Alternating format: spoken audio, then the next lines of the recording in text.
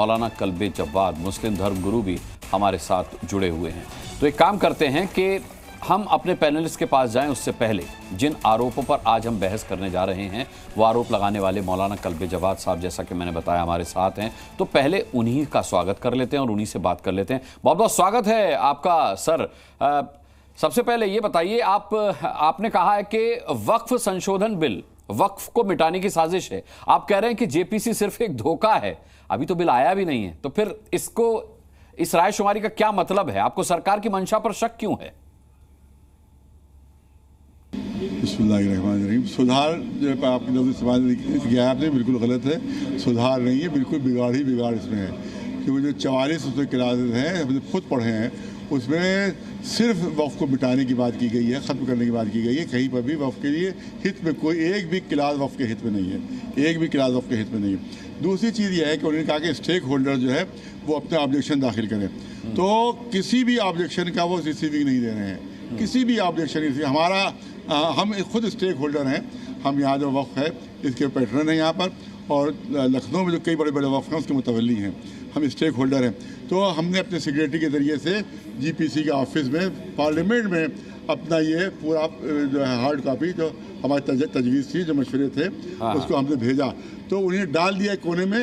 उन्होंने कहा कि रिसीविंग दीजिए, कि हम रिसीविंग किसी चीज़ की नहीं देते। सारी जो वहाँ जो कापियाँ पहुँचेंगी वो कह देंगे हमारे पास कोई नहीं पहुँची, क्योंकि उसका कोई सबूत ही नहीं होगा, उसकी कोई रिसीविंग नहीं होगी। इसका इसीलिए कह रहे जीपीसी सिर्फ धोखा है, इसके अलावा और कुछ नहीं है। और दूसरा सबूत क्या है कि अभी जीपीसी की रिपोर्ट नहीं आई है और अमित शाह साहब कह रहे हैं कि हम ये पास करवा लेंगे पार्लियामेंट में। अरे अभी तो रिपोर्ट आई नहीं है, अभी तो कैसे कह रहे हो पास करवा लेंगे? अच्छा, अभी तो रिपोर्ट आई नहीं है। रिपोर्ट कैसी आई नहीं मालूम है, फेवर में आएगी, बिल के अगेंस्ट आएगी, अभी तो कुछ मालूम ही नहीं है। उसके बाद आप कह रहे हैं हम पास करवा लेंगे। इसका मतलब जीपीसी धोखा है, टोटल धोखा है। और आपका पूरा इंटेंशन यही है, पहला फाइल इंटेंशन यही है कि आप इसको पास करवा लेंगे। और इस वजह से हम सब सोचते हैं कि जीपीसी धोखा है और उनका मकसद सिर्फ और सिर्फ इलेक्शन है। सिर्फ और सिर्फ इलेक्शन मकसद है कि इलेक्शन में कट्टरवादियों को खुश किया जाए और इलेक्शन जीता जाए। इसमें सिर्फ कोई किसी अच्छा कल्बे जव्वाद साहब, मेरा अगला सवाल आपसे ये है कि वक्फ पर तो सीधे आरोप है कि वो जिस जमीन को चाहे उसे अपना बता देते हुए 1500 साल पुराने मंदिर पर भी दावा ठोक दिया कि ये वक्फ की है।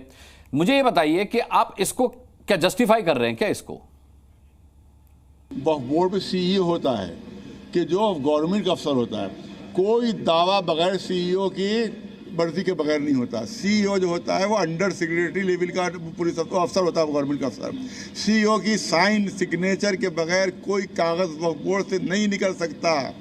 अगर कोई ऐसा दावा हुआ भी है तो सीईओ से पूछा जाए जो गवर्नमेंट अफसर है कि तुमने ये कैसे पास कर दिया जी, तुमने कैसे पास कर दिया। ये मुसलमानों पर कोई इल्ज़ाम लगाया जा रहा है। गवर्नमेंट का नुमाइंदा वहाँ पर मौजूद है, गवर्नमेंट का अफसर वहाँ पर मौजूद है कि जिसके सिग्नेचर के बजाय कोई वार्तालाप नहीं हो सकता। ये एक्ट में है कि बगैर सीईओ चीफ एग्जीक्यूटिव अफसर जो गवर्नमेंट अपॉइंटेड होता है, जो गवर्नमेंट का अफसर होता है, जब तक वो सिग्नेचर न करे कोई वार्तालाप बोर्ड नहीं कर सकता, कोई लेटर नहीं लिख सकता। अगर ऐसा कोई दावा किया भी है तो सीईओ की इजाज़त से किया गया होगा। सीईओ से पूछो तुमने कैसे दावा कर दिया, झूठ है कि सच है। इसमें बोर्ड जिम्मेदार नहीं है, गवर्नमेंट अफसर जिम्मेदार है, उससे सवाल किया जाए। चलिए, लेकिन आपने गृह मंत्री की मंशा पर तो खैर सवाल उठा ही दिया मेरे पहले सवाल के जवाब में।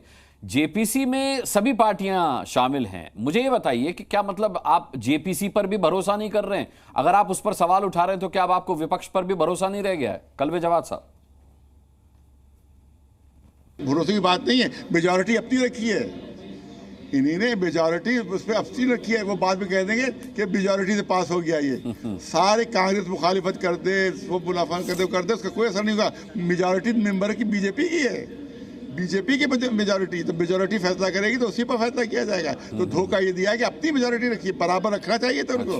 जितने बीजेपी के मेंबर थे इतने अपोजिट पार्टी के मेंबर होने चाहिए थे। फिर कितनी मेजॉरिटी क्यों रखी नहीं? इसका मतलब धोखा दिया जा रहा है। मतलब आपका कहना है कि विपक्ष में भी, विपक्षी पार्टियों में बीजेपी के जो लोग हैं उन्हें शामिल किया गया। ठीक है।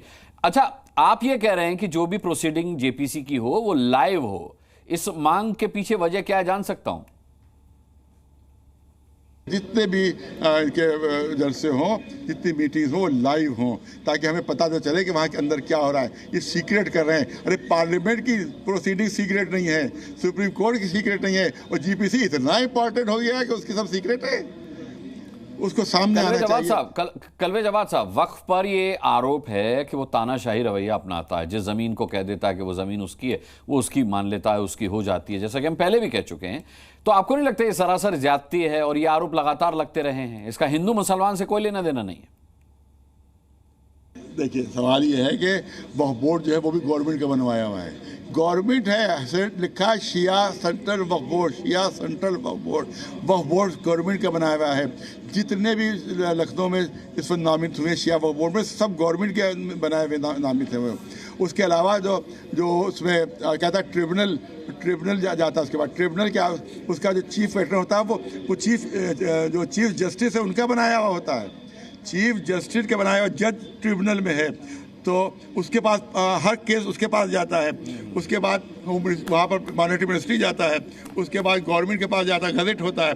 तो कोई चीज़ वक्फ सिर्फ वक्फ बोर्ड के कहने से कोई चीज़ वक्फ नहीं हो सकती जब तक के ट्रिब्यूनल उसको साबित न करे, जब तक कि उसके बाद गजट होता है, गवर्नमेंट गजट होता है, उसके बाद वक्फ डिक्लेयर किया जाता है। तो कोई भी वक्फ बोर्ड अगर किसी को कह दे वक्फ की ज़मीन है तो उससे साबित नहीं होगा ये वक्फ की ज़मीन है, बिल्कुल साबित नहीं होगा। उसके बाद ये है कि वो भेजते हैं रिपोर्ट, सीओ भेजता है रिपोर्ट गवर्नमेंट में, गवर्नमेंट उसको ओके करती है, ओके करने के बाद गजट होता है, तब कहीं जाके वो वक्फ डिक्लेयर होता है। ये आपने कैसे कह दिया कि वक्फ बोर्ड ने कह दिया वक्फ, तो वक्फ बिल्कुल नहीं है। ठीक है। अच्छा, एक आखिरी सवाल, ये कहा जा रहा है कि जाकिर नायक जैसे लोगों ने वक्फ बिल पर QR कोड के जरिए वक्फ बिल के समर्थन में फर्जी नैरेटिव सेट किया, आप क्या मानते हैं इस पर? नहीं, ऐसा कुछ भी नहीं था। ऑनलाइन जो है वो सबके जो है URL सबका मौजूद है, उसकी जांच की जा सकती है। दूसरी चीज़ ये है कि जिस दिन बिल पेश किया गया है उसके दूसरे ही दिन हमने यहाँ कॉन्फ्रेंस की थी और बिल की मुखालिफत की थी, दूसरे दिन यहाँ प्रेस कॉन्फ्रेंस की थी और हमने कहा था कि कंटेंट हमें मालूम है, इसका मतलब कि ये है वक्फ बिल जो है वह विरोधी है। अरे अगर वो जाकिर नायक अल्लाह एक कहता हो, हम अल्लाह एक कहें, तो आप कहें जाकिर नायक के मानने वाले हो तुम? सवाल यही कि जाकिर नायक के मानने वाले कहा, तो ये देखिए कि उसके कंटेंट जो है वो मुखालिफ है या नहीं। जाकिर नायक कुछ भी बकता रहे। अरे ये हम ही थे जिसने जाकिर नायक पर पाबंदी लगवाई थी यूपी में आने पर, मैंने लगवाई थी जाकिर नायक पर पाबंदी यूपी में आने पर। हम तो हावी हो ही नहीं सकते जाकिर नायक के, हमने पाबंदी लगवाई थी। आप पूछ लीजिए जाकिर वहाँ के, हमने पाबंदी लगवाई थी, यूपी में नहीं आ सकता था वो, हमने पाबंदी लगवा दी थी। तो इसका मतलब है कि अगर जाकिर नायक कुछ कह रहा है, वो कह रहा है अल्लाह एक है, तो हम अल्लाह एक ना कहें फिर? सवाल यही हो रहा है कि जाकिर नायक से कोई मतलब ही लेना देना ही नहीं। ये सारे मुसलमानों का मामला है हिंदुस्तान के सारे, और जब वो रिसीविंग दे ही नहीं रहे हैं तो आप शिकायतें पहुंचे कैसे? सवाल यही हो रहा है। हमारा कहना ये है कि आप रिसीविंग दीजिए और जो शिकायतें आप पास आई हैं, जैसे हमारे पैड पर आई है सिफारिश, ये तो जाकिर नायक का पैड नहीं हो सकता, ये तो हमारा पैड है, ये तो जाकिर नायक का पैड नहीं है, इसको देख लिया, ये तो हमारा पैड है, इसको रिसीव नहीं किया उन्होंने, ठीक है, GPC ने इसको रिसीव ही नहीं दी। इसका मतलब बेईमानी इनकी तरफ से हो रही है। जाकिर नायक कुछ भी बकता, हम तो बकना कह रहे हैं, कुछ भी बकता रहे, आपसे कोई मतलब नहीं। ठीक है। Zee News।